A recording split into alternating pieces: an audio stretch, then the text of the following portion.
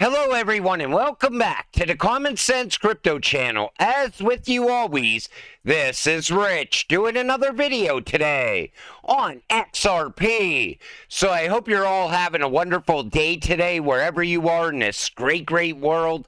We're going to talk about XRP and it's Monday once again. And this week looks like it's going to be a very busy week for me at work. But I'm still going to bring you daily content. And one video I got to make this week, a lot of people, right after I made that video yesterday talking about the buyback being a scam, well, people hit me up all over my DMs and Twitter and said, listen, you're getting it wrong. You're not understanding it. So I'm going to put it into a little bit more perspective in a video most likely for tomorrow. But, you know, people still, it's all about hype right now with XRP. I'm going to show you more facts in today's video on where we're going to go with XRP because it's all coming together now. You know, everything that we knew from the past is playing out in the present, and it's based on facts. It's these people saying it. And, you know, people don't understand how we could go from 58 cents all the way up to 3-digit XRP, but it is definitely going to happen because XRP is going to be moving a lot of money. Then you got to factor in all the new things that have been big around crypto, which is tokenization. It's been around for years, but it's starting to pick up traction now. Custody is also going to be very big. That could lead to scarcity around certain cryptocurrencies. Then you got to start looking at AI from there. You got to look at everything that's going to factor in. And a lot of people are factoring in nonsense when it comes to XRP. If you stick to the facts, you still get to a decent number on the price of XRP. You don't need the hype to go with it. So we're looking at XRP on the one-day chart, sitting here just around 58 cents. We actually broke above 59 cents earlier today.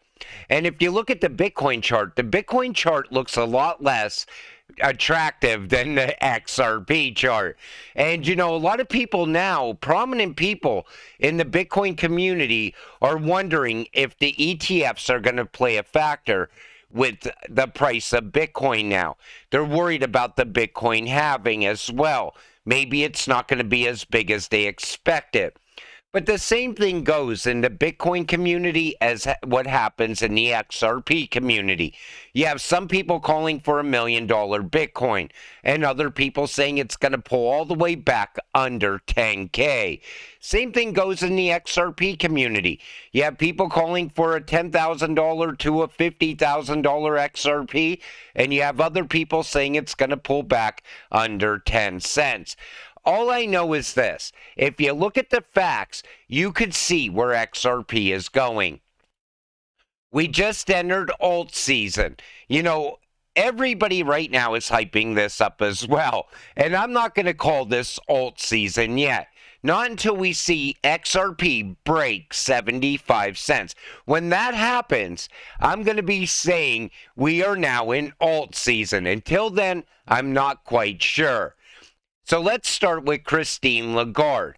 Now, this video is an older video, and we know she doesn't even have to mention XRP, and we know she's talking about XRP. But in this video, she actually does. Christine Lagarde points out to Ripple as a business model that inspires confidence, XRP. Lagarde has recently announced that the digital euro is entering preparation phase.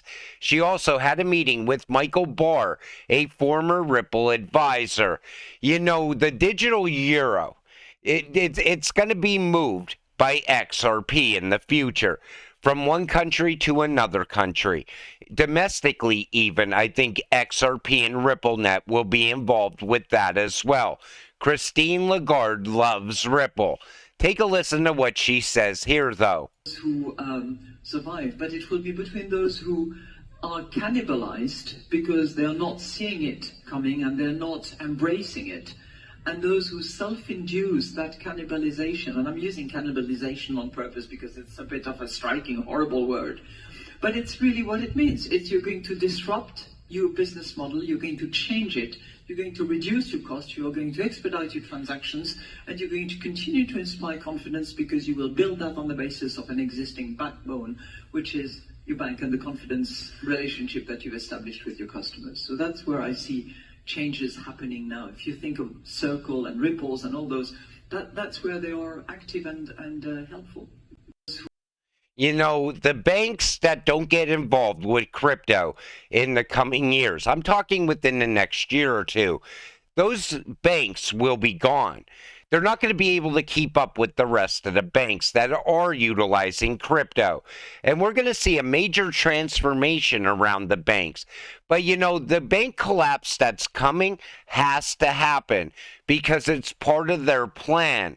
They want to consolidate all the banks into a handful of banks so they can easily implement them with the CBDC.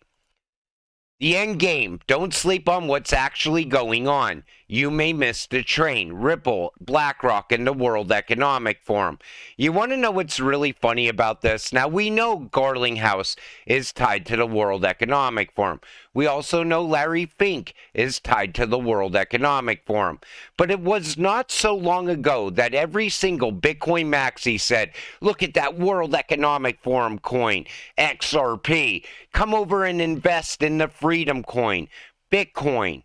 You know, I still think Larry Fink is working with the World Economic Forum, people like Christine Lagarde, and I still think BlackRock is going to be the biggest Trojan horse for Bitcoin, and nobody's going to change my mind on that because they have an agenda, and they don't want any competition for a CBDC. And I could see Bitcoin being competition for a CBDC in the future. But while we're still on the subject of the World Economic Forum, if you go all the way back until September 3rd of 2015, Chris Larsen was already talking about moving money. And he was talking about moving money at a fast pace and at a cheap cost and securely. And I think that the World Economic Forum couldn't even push ahead with the CBDC. And what we're seeing now without crypto and without blockchain, it just wouldn't work. Their whole agenda 2030 would come crashing down. And you know, back then in 2015, once they seen this technology, they probably said to themselves, wow, this is absolutely game changing. And then the cycle began with CBDCs. And it brought us to where we are today. And then there's people saying that BlackRock doesn't even know what XRP is. Ripple, Robert Mitchnick, who is the head of global digital assets for BlackRock, who also co-wrote the XRP value model. But somehow Larry Fink knows nothing about it. Don't let them fool you. The salesman knows exactly what XRP is. Take a listen to what he says here.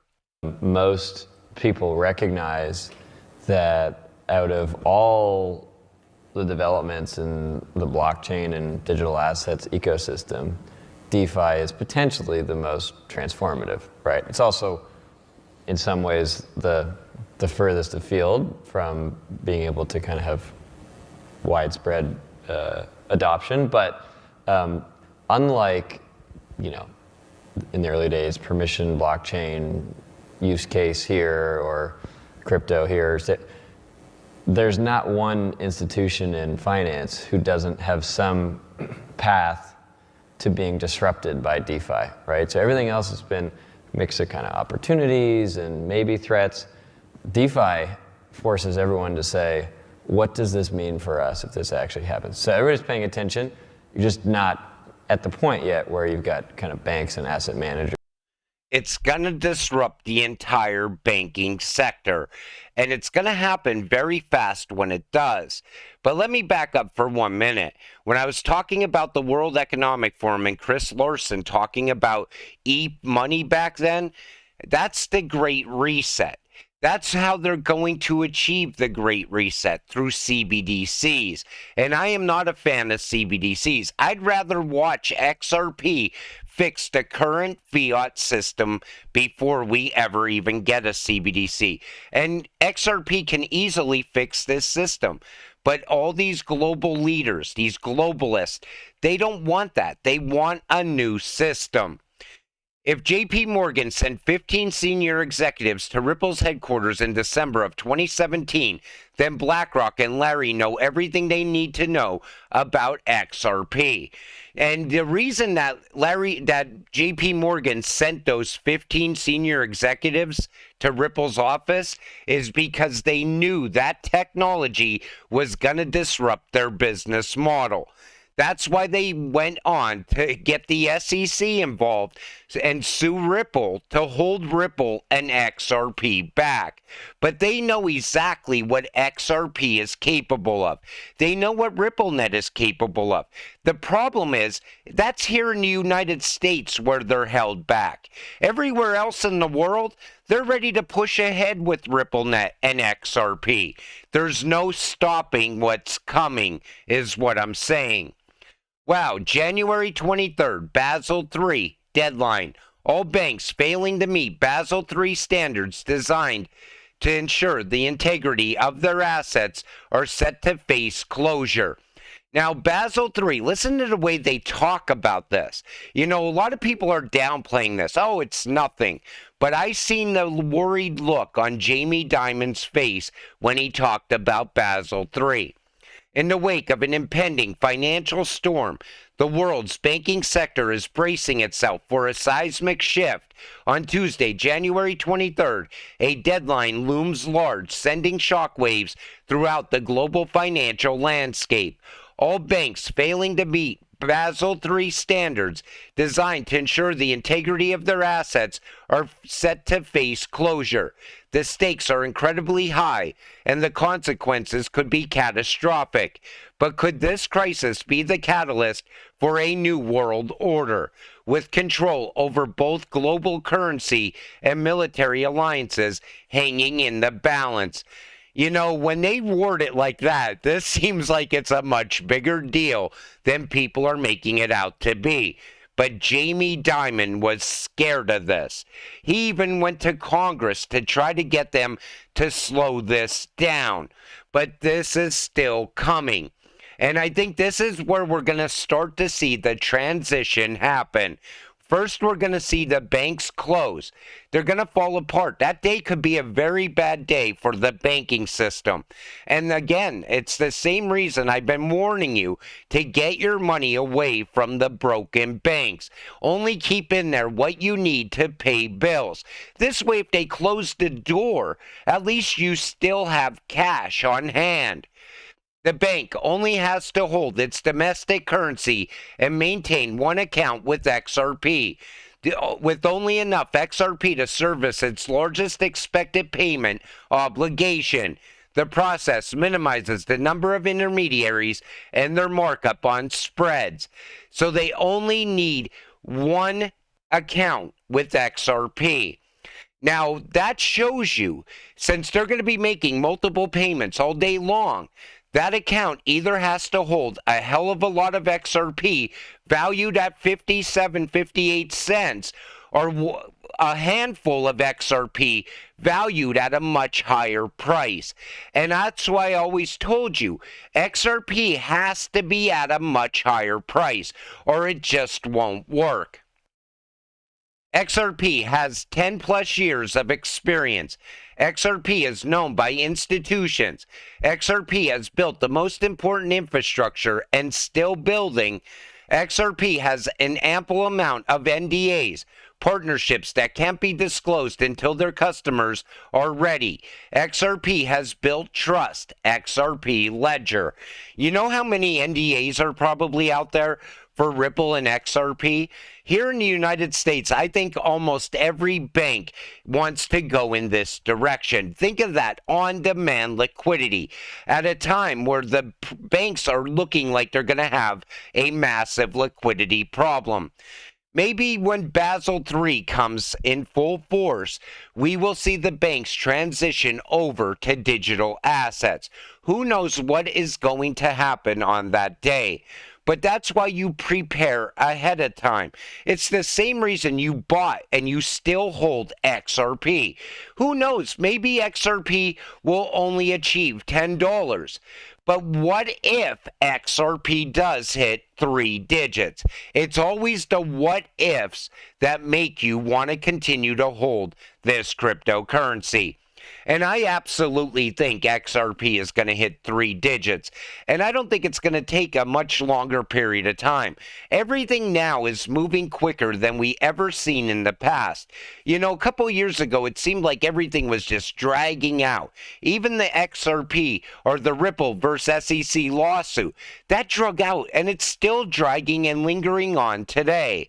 You know, but as everything's starting to come to an end, you're seeing what we're going to be left with. And what we're going to be left with is a high-priced XRP. That's why I'm never selling all of my XRP. And I suggest you to hang on to your XRP for dear life. Don't fall into the scams. I still see people on this channel talking to the bots. Don't interact with the bots. I'm not going to give you a WhatsApp or tell you to contact me somewhere outside of YouTube. Those people are scammers. They want your XRP. You can't lose your XRP now. You're way too close now. But until it all happens, stay patient, stay positive, and let's get rich together. With that said, I'm going to wrap up this video. I want to thank you all for watching. I appreciate all of you. I'll see you in the next one. Have a great night.